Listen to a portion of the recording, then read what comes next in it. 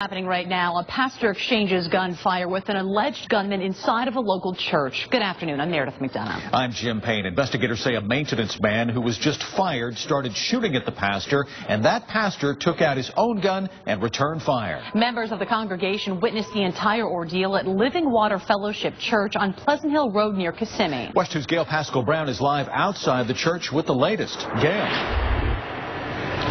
We can tell you that everything happened in the church's administrative office. At this point, Benjamin Paragon was called to the church to be terminated. He had been a maintenance worker here for several years, and then witnesses say everything after that happened so fast. Multiple shots were fired at the pastor. The pastor fired back. Now, detectives are calling this self-defense. Both men had concealed weapons permits. To me, he's a good person, nice guy, but surprised me.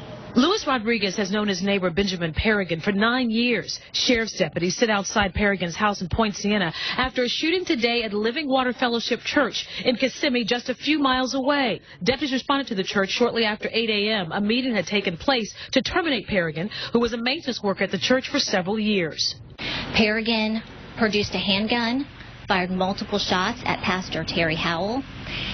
Pastor Howell pulled out his own weapon and fired shots back. Paragon was taken to Osceola Regional Medical Center in critical condition. This is an ongoing investigation. The evidence at this time leads to self-defense. The pastor has a concealed weapons permit. Neither pastor nor witnesses in the meeting in the church's office were injured. Parents were called to pick up their children at the daycare. I left my job to come here, not only because of my son. Obviously, that's the first thing that you think about. You know, you think about your siblings, but I'm on staff here. So I think about my staff members, my pastors. You know, this is family. There were several individuals, church personnel, that witnessed what occurred.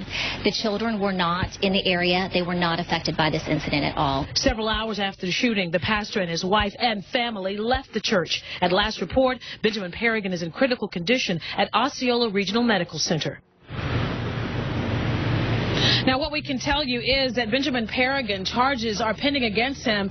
According to Osceola County Sheriff's officials, he could face anything from aggravated assault to attempted murder. I'm Gail Pascal Brown, live in Kissimmee in Osceola County for WESH 2 News.